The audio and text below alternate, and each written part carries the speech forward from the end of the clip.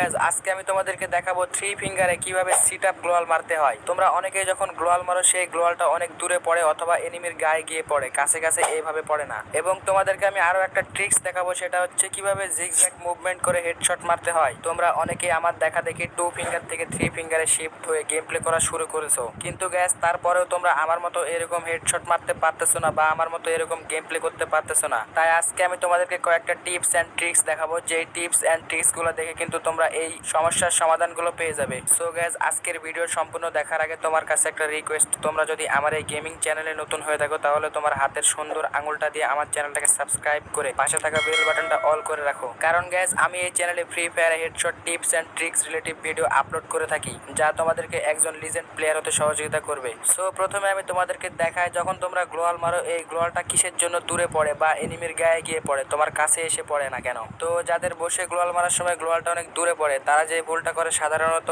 একটা এনিমিকে যখন ফায়ার করার সঙ্গে সঙ্গে এনিমিটা না মরলে সেই এমটাকে নিচে নামানোর চেষ্টা করে, কারণ তাকে তো সিট আপ গ্লোয়াল মারতে হবে, এই জন্য এমটাকে টেনে নিচে নামানোর চেষ্টা করে। তো তাদেরকে বলে, যারা এইসব করো, যখন একটা এনিমির গায়ে এমটা রেড অবস্থায় থাকবে তখন কিন্তু হাজার টানলেও সেই এমটা নিচে আসবে না, সর্বোচ্চ নিচে এসে এনিমির পা পর্যন্ত আসবে, আর এনিমির পা পর্যন্ত চলে আসলে কিন্তু তারা গ্লোয়াল মেরে দেয়, আর সেই গ্লোয়ালটা গিয়ে পড়ে অনেক দূরে অথবা এনিমির গায়ে এইভাবে। তো যাদের গ্লোয়াল মারার সময় গ্লোয়াল গুলো অনেক দূরে পড়ে তারা হয়তো বুঝতে পেরেছে এতক্ষণ যে কিসের জন্য তোমাদের গ্লোয়াল গুলো অনেক দূরে পড়ে। সো এবার তোমাদেরকে আমি দেখাই গ্লোয়ালটা কিভাবে পায়ের কাছে ফেলবে, মানে সামনের এনিমিকে মারার পরেও তুমি তোমার গ্লোয়ালটা কিভাবে তোমার পায়ের কাছে ফেলবে। তোমরা এখানে লক্ষ্য করলে দেখতে পাবে যে আমি একটা এনিমিকে ফায়ার করেছি এবং সঙ্গে সঙ্গে গ্লোয়াল বাটনে ক্লিক করে তারপরে কিন্তু সেই ফায়ার বাটনটা নিচের দিকে নামিয়েছি। আমি যদি এখানে ফায়ার বাটনটা আগে নিচে নামিয়ে তারপরে গিয়ে যদি গ্লোয়াল বাটনে ক্লিক করতাম তাহলে কিন্তু গ্লোয়ালটা অনেক দূরে গিয়ে পড়তো। আমি কিন্তু সেই ভুলটা করিনি, কারণ আমি জানি কিভাবে মারলে সিট আপ গ্লোয়াল পড়বে।